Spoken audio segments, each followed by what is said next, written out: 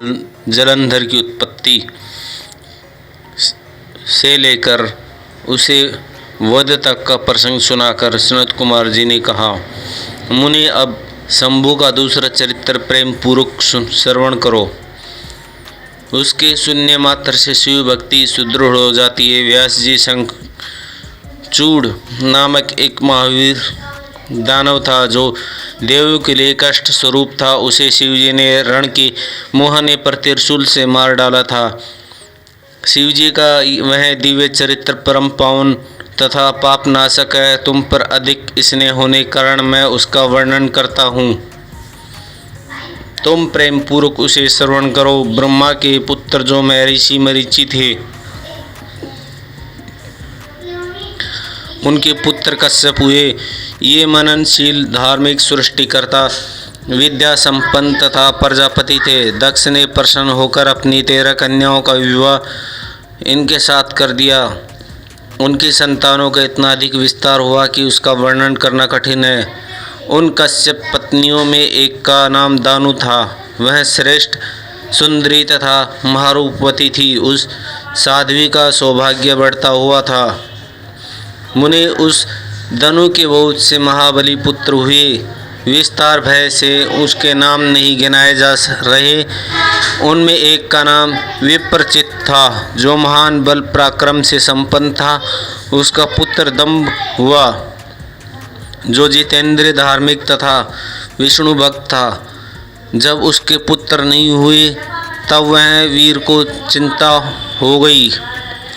उसने शुक्राचार्य गुरु बनाकर उनसे श्री कृष्ण मंत्र प्राप्त किया और पुष्कर में जाकर घोर तप करना आरंभ किया। वहाँ सुदृढ़ आसन लगाकर कृष्ण मंत्र का जाप करते हुए उनके 1 लाख वर्ष बीत गए।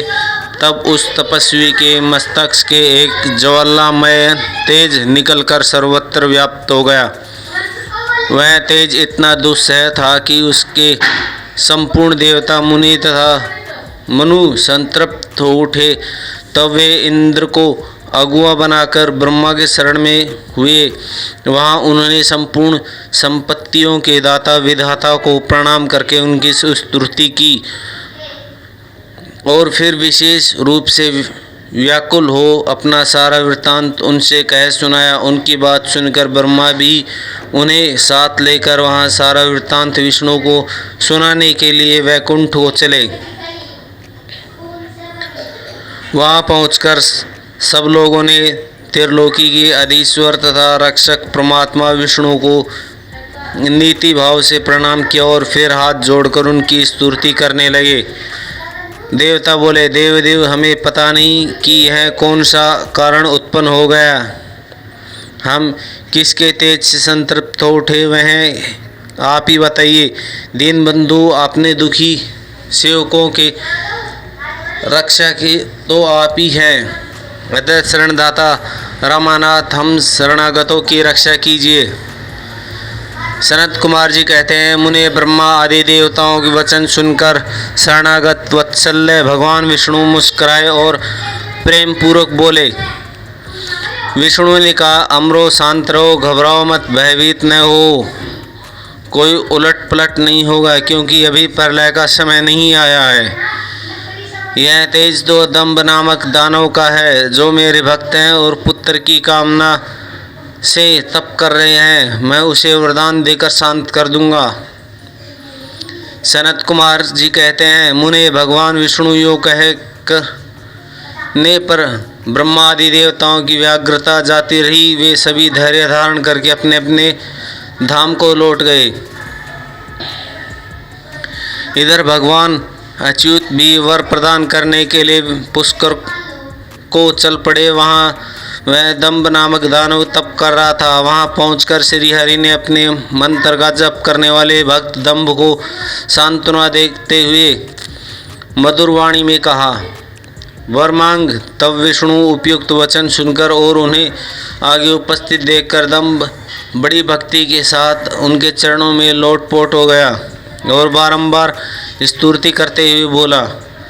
दंभ ने कहा, देवादिदेव कमल नयन, आपको नमस्कार है। रमानाथ, मुझ पर कृपा कीजिए। त्रिलोक के मुझ पर ऐसा वीर पुत्र दीजिए जो आपका भक्त तथा महान बल पराक्रम से संपन्न हो। वह त्रिलोक को जीत ले परंतु देवता उसे पराजित न कर सके।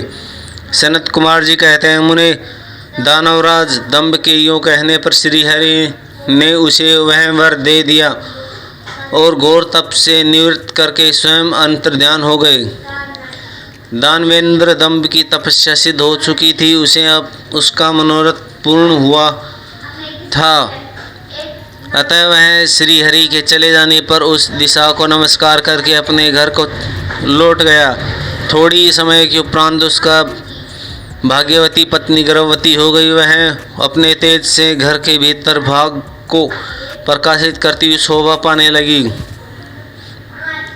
मुने श्री कृष्ण के पादकों का अग्रणी जो सुदामा नामक गोप था, जिसे राधा जी ने शाप दिया था, वहीं उसके गर्भ में प्रविष्ट हुआ था। तदंतर समय आने पर साध्वी दंभ पत्नी एक तेजस्वी बालक को जन्म दिया। तब पिता ने बहुत से मुनीश्वर को बुलाकर उसका विधि पूर्वक जातक्रम आदि संस्कार संपन्न किया। दीजो जातम उस पुत्र के उत्पन्न होने पर बहुत बड़ा उत्सव मनाया गया। फिर शुभ दिन आने पर पिता ने उस बालक का शंखचूड़ ऐसा नामकरण किया। वह अपने पिता के घर में शुक्ल पक्ष में चंद्रमा की भांति बढ़ने लगा। वह अत्यंत तेजस्वी था, अतः उसने बचपन में ही सारी विद्याएं सीख ली।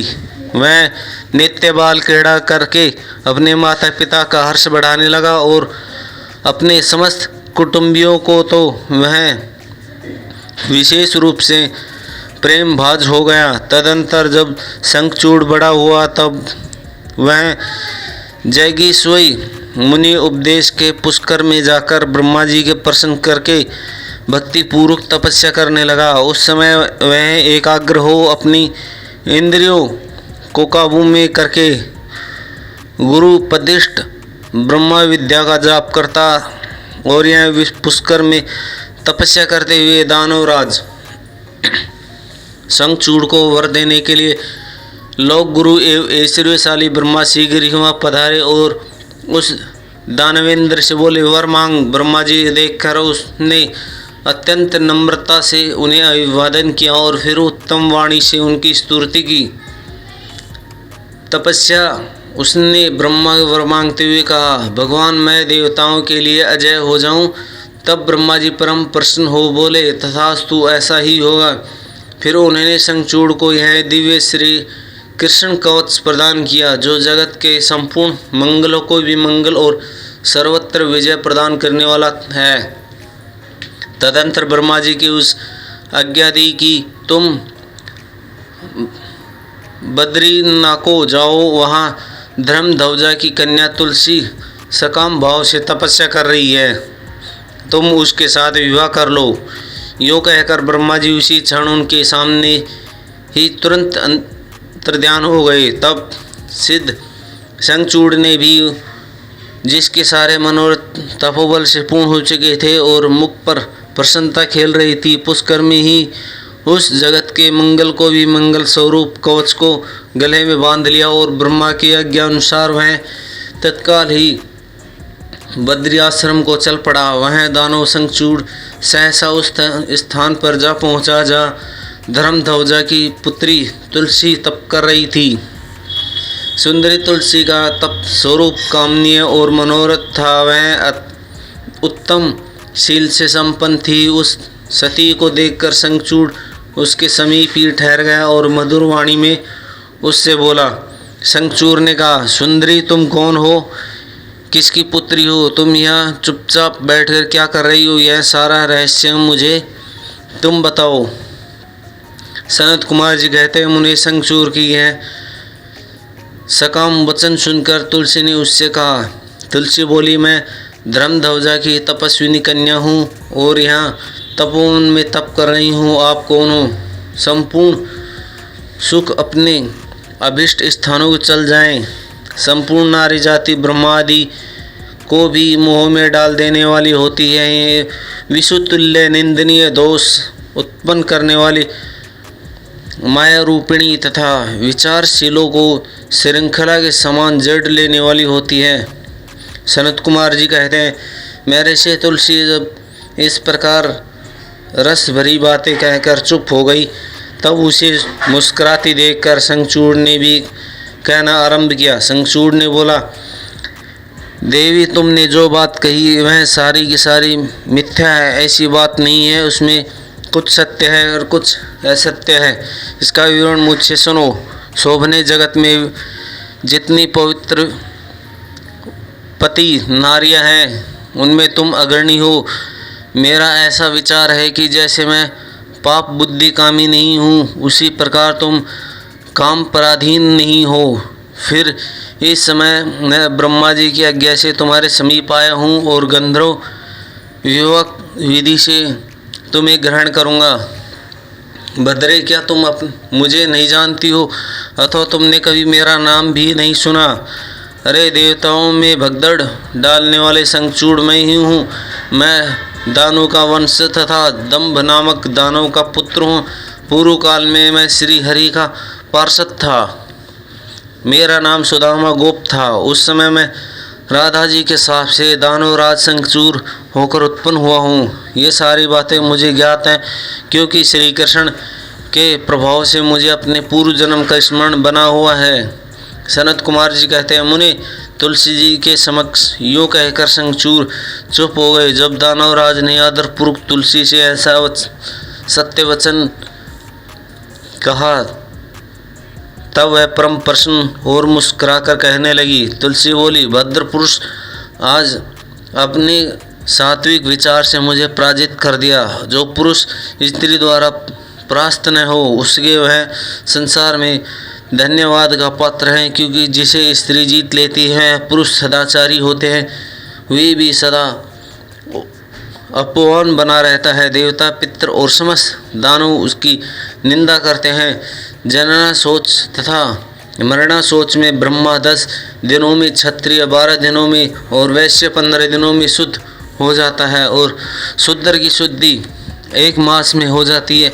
ऐसा वेद का अनुशासन है। परंतु स्त्री से पराजित हुए पुरुष की बुद्धि चितादाह के अतिरिक्त अन्य किसी प्रकार से संभव नहीं।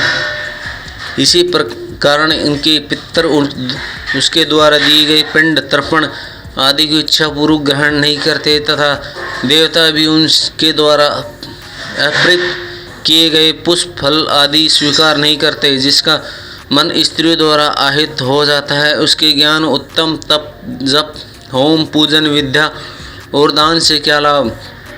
अर्थात उसके ये सभी निष्फल हो जाते हैं।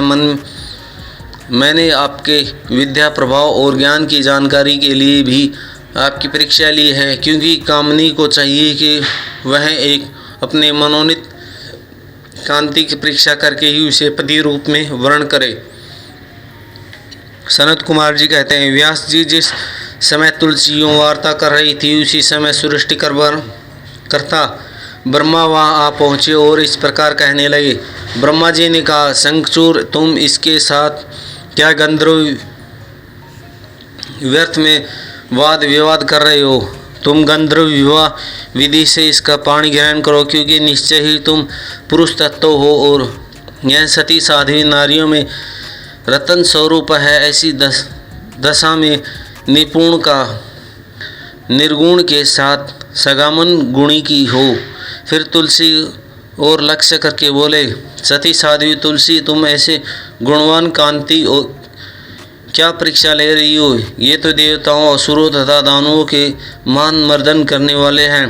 सुंदरी, तुम इसके साथ संपूर्ण लोकों में सर्वदा उत्तम स्थानों में विचार काल श्रेष्ठ विहार कर शरीरांत होने पर यह पुनः गोले में श्री कृष्ण को ही प्राप्त होगा। इसकी मृत्यु हो जाने पर तुम भी वैकुंठ में चतुर्भुज भगवान को प्राप्त करेगी। सनत कुमार जी कहते हैं, मुने इस प्रकार आशीर्वाद देकर ब्रह्मा अपने धाम को चले गए। तब दानव शंखचूड़ ने गंधर्व विवाह विधि से तुलसी का पाणी ग्रहण किया। यूँ तुलसी के साथ विवाह करके वह अपने पिता के स्थान को चला गया और मनोरम भाव में उस रमणी के साथ विहार करने लगा।